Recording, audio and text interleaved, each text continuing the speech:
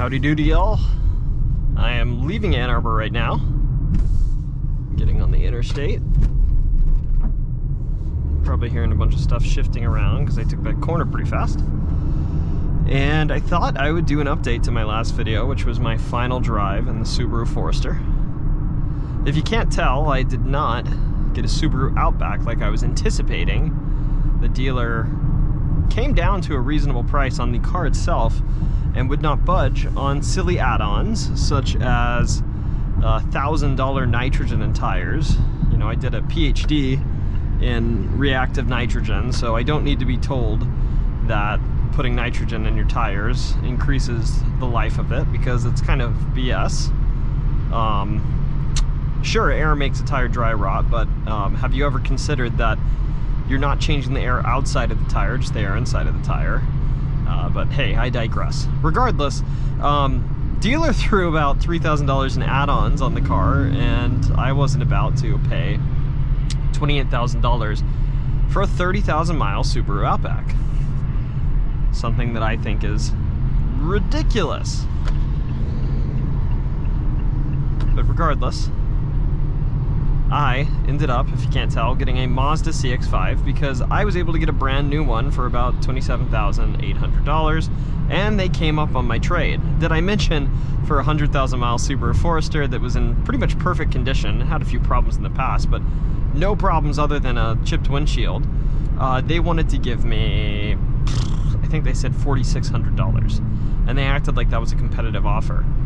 I got about $9,000 for my trade from the Mazda dealer. So yeah, all in all, I'm happy with this car. I frankly actually like it more because it drives more like a car than I like the Subaru Outback. And this is actually, so I bought it new. I bought it with 20 miles on it. I've got 1,800 miles on it now. But all the other driving I've done with it has been road trips with my wife so far.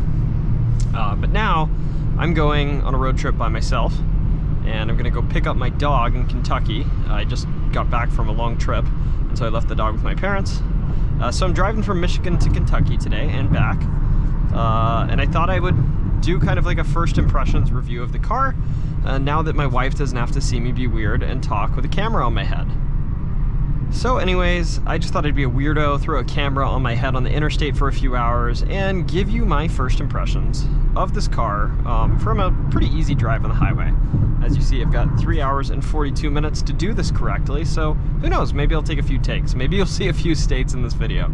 But yeah, let's get into it.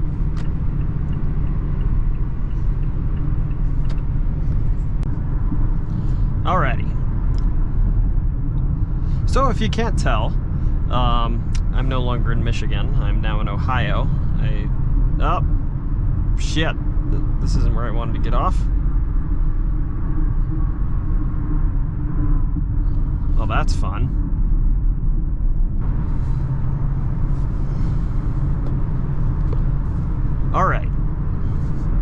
Alright, so the review starts now. I thought I would get away from Ann Arbor first before I started actually talking about the car, because today's September 7th, and if you don't know what's going on in September 7th in Ann Arbor, well, to start, it's a college game day, so it's gonna be nuts. But beyond being college game day, it's maybe one of the biggest games of the season. It's the University of Texas versus University of Michigan game, so it was relatively crowded on the interstates. So I just thought I'd get away from that. Now I'm in Ohio, and Ohio is Ohio, so most of it is relatively traffic free. Now, once I get up towards Dayton and Cincinnati, that might not be the case, but it's not going to be too bad. Regardless, I thought I'd start off this video with what this car is. I mean, it's a Mazda CX-5, you know that, and it's a 2024, I think I've said that already, but what trim is it? Well, frankly, I mean, this isn't the most exciting thing, but it's base trim. It's the cheapest one. I got it for, you know, what did I say, about $27,800. And frankly, usually I don't get base trims. Usually I get the middle trim. You want some features here and there that make your quality of life better. But maybe it's just the car market in general has made base trims so good, or maybe it's just that Mazda offers a lot of value, or maybe a bit of both, that when I looked at all of the trims, I was like, you know what? The base trim is perfectly fine. It's exactly what I need. I mean, heck, my car's kind of dirty right now, but you get leatherette seats. They're nice. They feel nicer than Volkswagen's leatherette seats, although I wonder if they'll last as long as Volkswagen's leatherette. They don't feel as thick. You get this big old screen with Apple CarPlay and Android Auto. I was just in my father-in-law's Volvo XC40, I think, and it's a 2022, and it doesn't even offer this nice of a screen. I think it's a 2022, maybe I'm wrong. Generally speaking, you get a ton for your money in this car. And in addition to that, I mean, you're probably not hearing it right this second because we're driving by a big old truck, but it's relatively quiet in here, at least compared to my Subaru. It's super quiet. So I got the base trim, essentially, but the new base trim, if I understand correctly, is what used to be the mid trim, or one of the mid trims, and frankly, I'm really happy with this car. It's very comfortable, it's very quiet, and yeah, it's just generally good. In terms of fuel economy, so this is one of the 2024 models, one of the early ones, or mid ones, and if you're privy on your CX-5 knowledge, you'll know that the 2024s lack cylinder deactivation and I-stop. So what that means is basically in a normal CX-5, my interpretation is on the interstate, if you're doing what I'm doing, you're sitting at cruise control, you don't need a big burst of power. The engine will go from 4 cylinders to 3 cylinders to save fuel. And I-stop is when you're stopped in traffic, you know, you're at a red light, the engine will cut off briefly. This car does not have those features, and therefore it's rated at, I think, 21 city, 29 highway, which would have been a bit disappointing if I was actually getting it, but I am happy to report that after about 1,844 miles of driving this car, again, I got it with 20 miles, my worst tank of fuel was my first tank of fuel, and that was 25.5, so 25.5 miles per gallon. Maybe I'll put the conversion to liters per kilometer up top, but generally speaking, I think that they must have been idling it on its original tank or something at the dealer, or maybe driving it around aggressively, or maybe there was just some braking in required, because that was the worst tank I've seen by a substantial margin, even though it contained a lot of highway driving. My next worst tank, and that was my first tank of me actually just having the car and being the owner, involved a lot of city and a lot of highway, was 28.5 miles per gallon. And that was me kind of, I wasn't doing anything special, but that was just a combined MPG of that. And then I did a highway trip. I drove down to Tennessee from Michigan, and on that first highway trip, on the first leg of it, first 200 miles, I actually got 34.9 MPG, and on the second leg of it, the rest of the way down to Nashville, I got 32 MPG. And then on the way back, the whole way back, I got 32 MPG combined. Currently, it's cooled down a lot since that road trip, and I'm gonna see what the MPG is on this.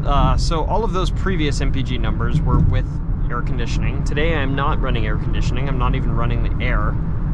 So we'll see if it goes up. I'll report what my MPG is when I get there. According to my trip computer right now, I'm getting 34.4 MPG, but if you're privy with trip computers and such, you'll know that what a trip computer tells you is your miles per gallon is pretty much just make-believe land.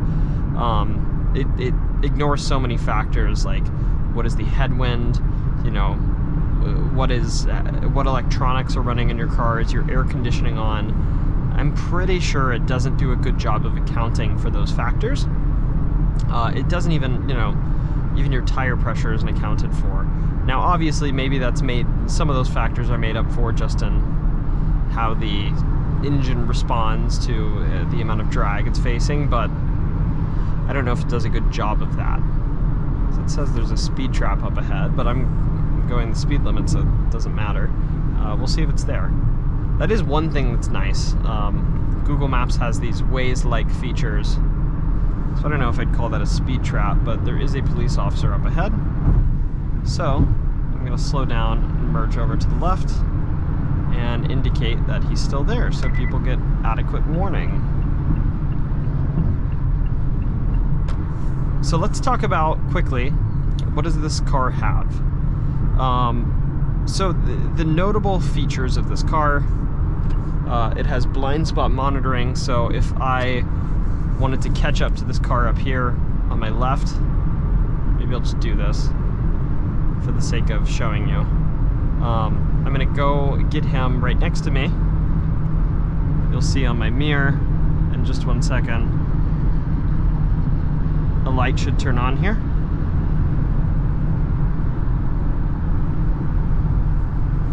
Yeah, see? Light is on. Then if I press left, it beeps at me. He's probably thinking, this guy next to me is on loads of drugs. But I'm not, sir, I promise. I'm just testing out a feature of my car.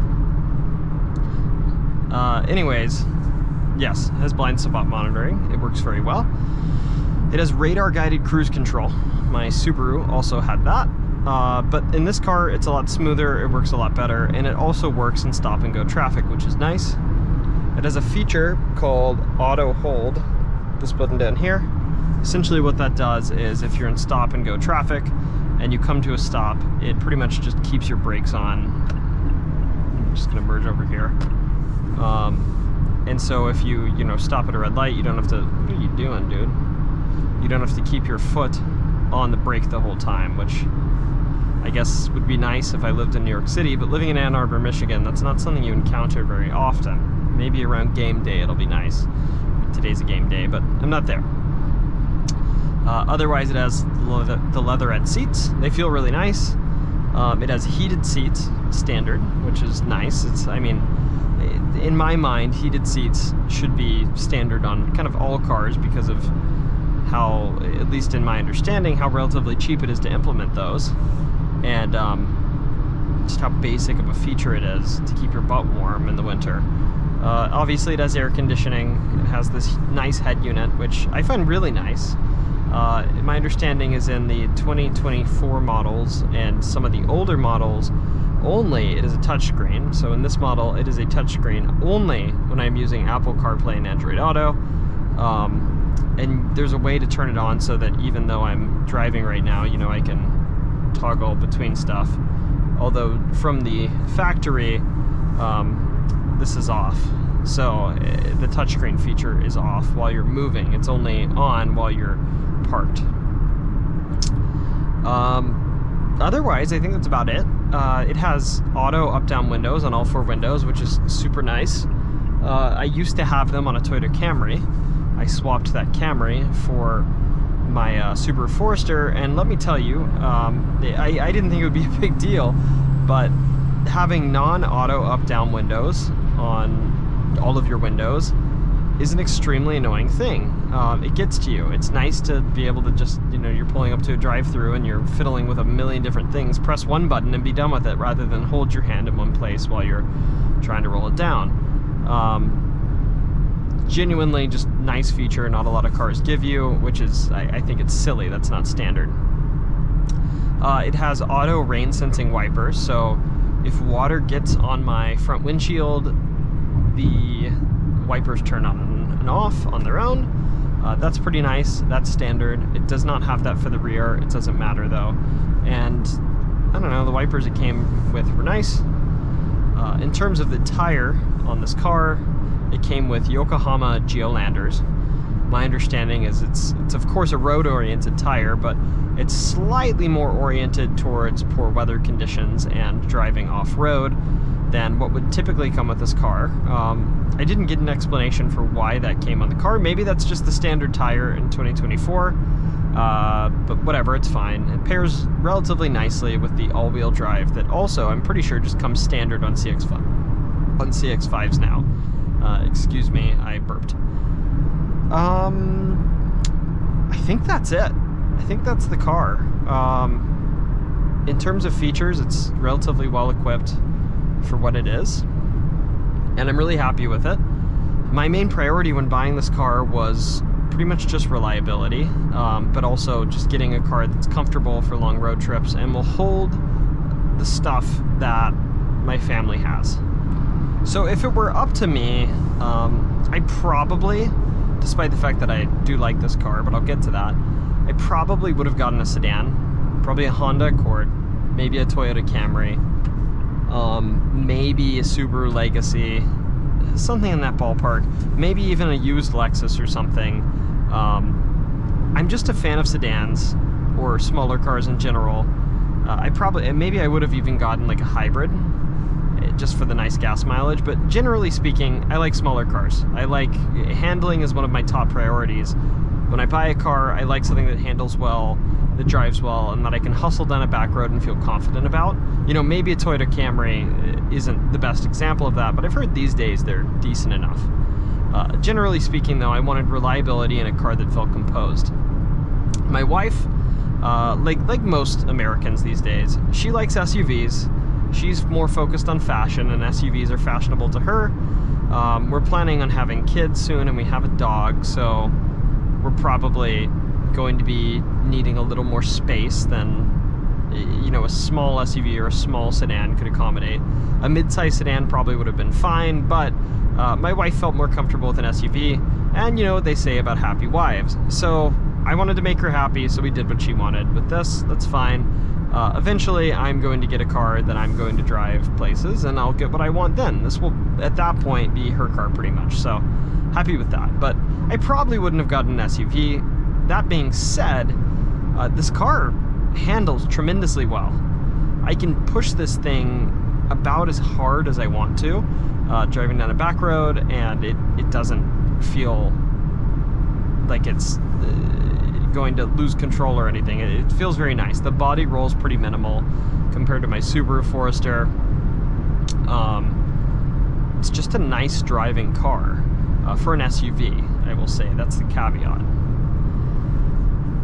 Now, to be clear, I'm pretty sure most sedans are going to handle better than this, but they might not feel as good while you're driving them. I think the steering in this car is particularly well weighted, and I think that generally speaking, it inspires a lot of confidence when you're driving relatively fast.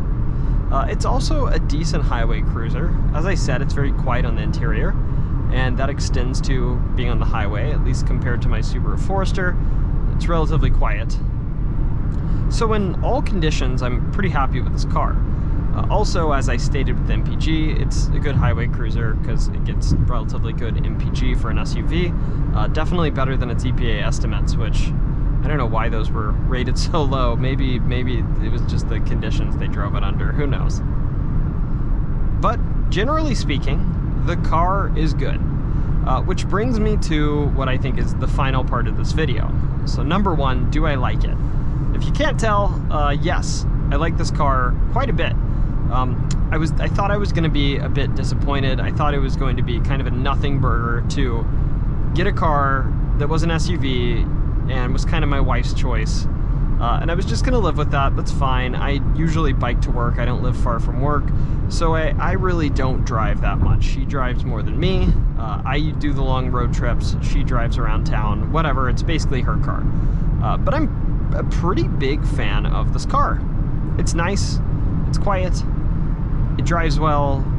What more do you really want? It was efficient, and it was probably one of the cheaper options on her list, and she liked it. Hopefully, it is as reliable as the folks on Reddit seem to indicate it is. And if so, I will be a very happy camper with this car.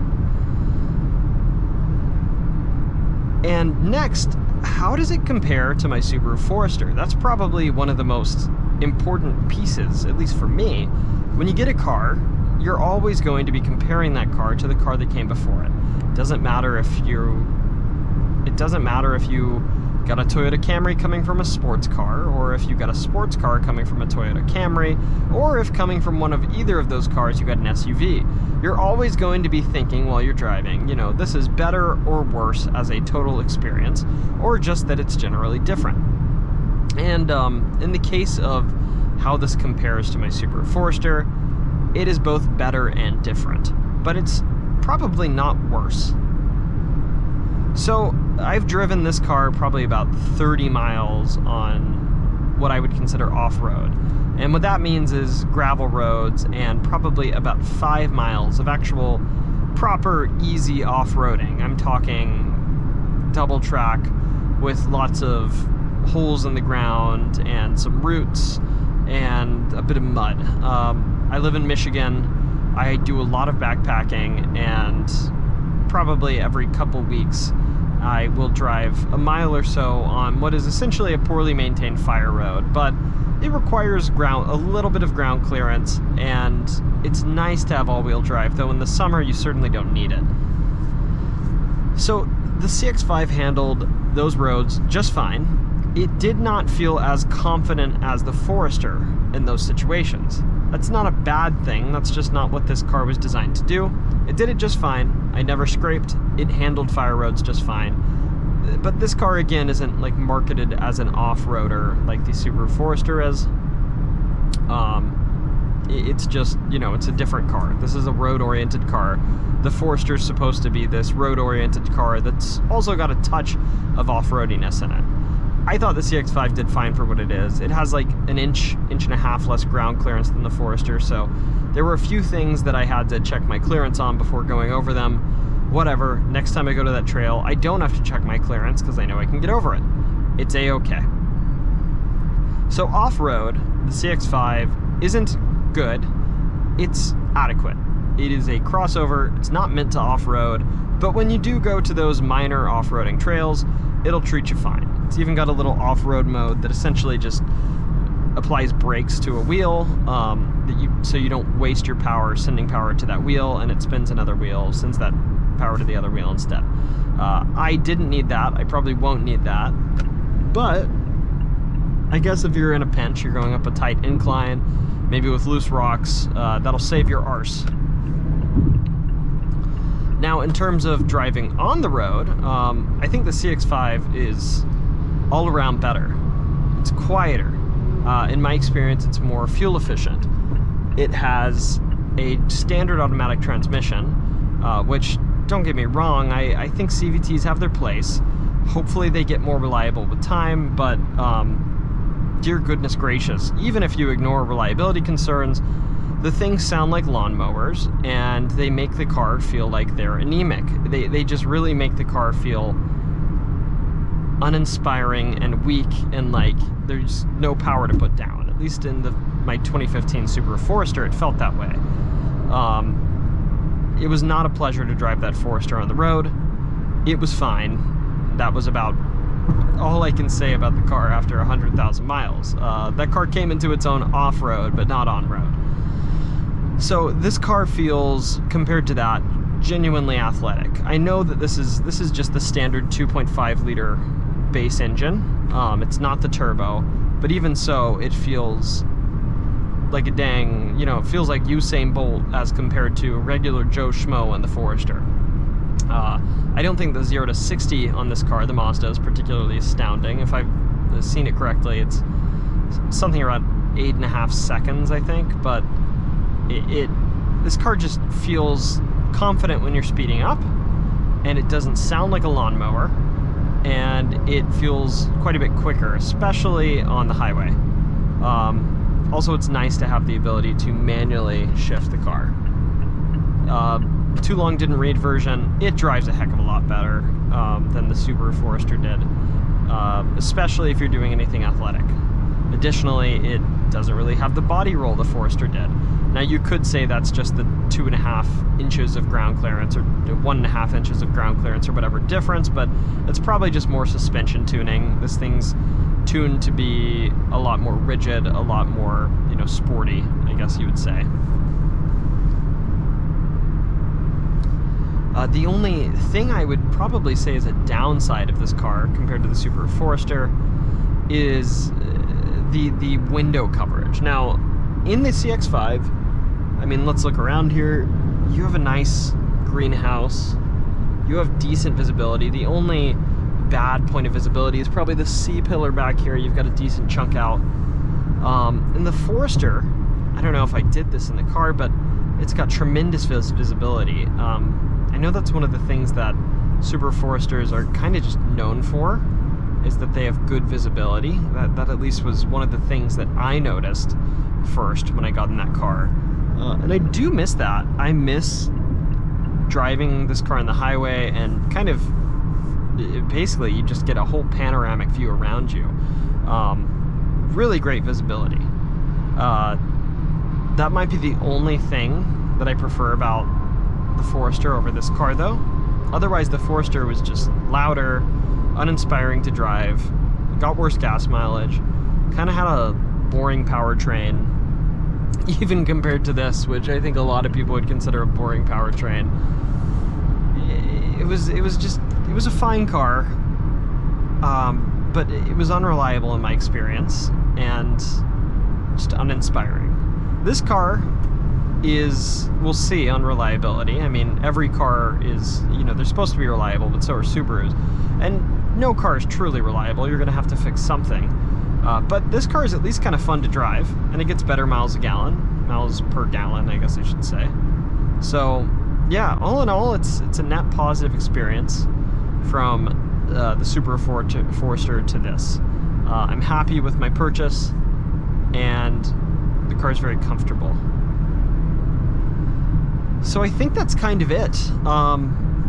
The general thoughts I'm having on this car are that I replaced my Subaru Forester with a Mazda CX-5. The CX-5 is way better equipped at what is, I think, a lower trim than if you're considering what is the base trim and what is the mid trim for both cars.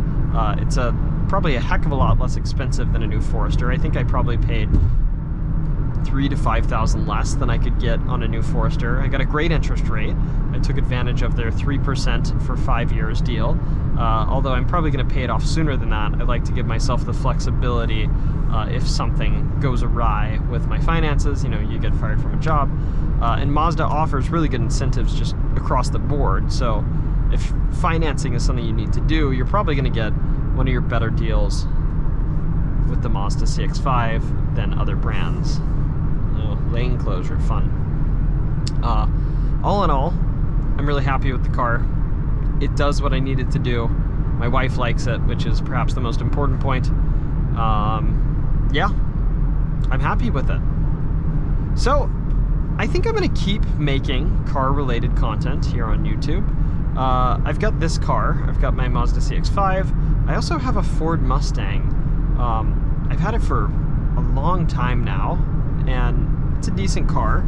And I left it in Tennessee because when I moved up to Massachusetts for graduate school, I thought I would buy that Subaru Forester and drive that instead. And yeah, I don't know. I'm happy about that. I'm glad I didn't destroy the Mustang with salt, but I don't know. I think I'm going to bring it up to Michigan soon and drive that around as my daily driver. I don't know. Basically, I just think I'm going to keep making car videos if this video gets any sorts of views. So if you liked this video and you want to see more and you want more people to see it, it'll keep me motivated if you give this video a like, maybe leave a comment, even just saying hi. Nothing wrong with saying hi. And, share it with folks if you want to share it. Even subscribe to the channel. I don't think this channel is going to make money, maybe ever, but definitely not for probably at least a year. It takes a long time to get 1,000 subscribers. I've done it before. But if you want other folks to see it, and you want to get me up to 1,000 subscribers, a like, a comment, subscription, and even a share would be very much appreciated. Anyways, this is T. I wanted to say hello and share my experiences with my new Mazda CX-5. Catch you later.